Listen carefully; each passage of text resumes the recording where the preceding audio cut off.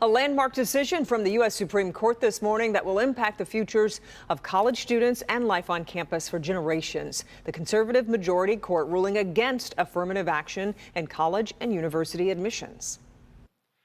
President Joe Biden expressing his disagreement with Thursday's landmark Supreme Court ruling banning race as a factor in college admissions.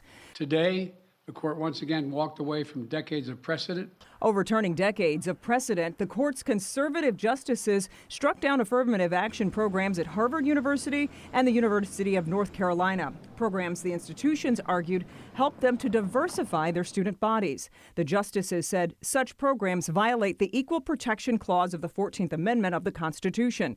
Chief Justice John Roberts, writing in the majority opinion, quote, "Both programs lack sufficiently focused and measurable objectives, warning the use of race, unavoidably employ race in a negative manner, involve racial stereotyping, and lack meaningful endpoints," end quote.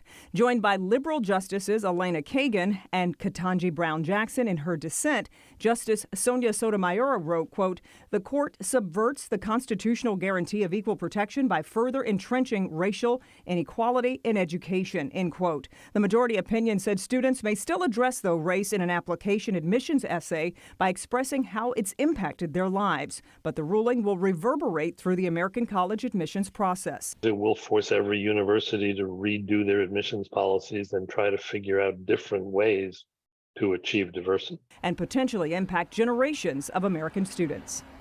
Now, Michigan's public universities don't expect the decision to change anything for them. The University of Michigan ended its use of race in admissions process back in 2006 when Michigan voters approved Proposal 2 banning the practice. But U of M has supported affirmative action at other schools, and school president Santa Ono put out a statement today that reads, in part, "We are deeply disheartened by the court's ruling. We remain firmly convinced that racial diversity is one of the many important components of a broadly diverse student body and an intellectually and culturally rich campus community. The ruling will not change our values or efforts to become a more diverse university community." And Michigan State University put out a statement of its own saying, quote, "We are carefully reviewing the ruling, but believe the decision by the court will not change our approach to recruiting and retaining a broad and diverse student body and creating opportunities for all students. MSU values diversity and inclusion," end quote. Of course, students themselves have a lot to say about the ruling, too. Yeah, NBC News correspondent Antonia Hilton spoke with a high schooler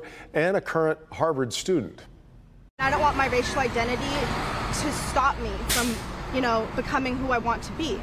But then it's on the flip side to that, I feel like some racial minorities or identities and groups of people have had harder experiences in America and are not given the same opportunities.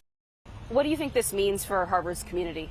I like to think of it as an opportunity for us to take action. I would hope that students have, especially Black students, especially intersectionally marginalized communities, will have a seat at the table in redesigning admissions. I like to see this in a positive light as an opportunity for change.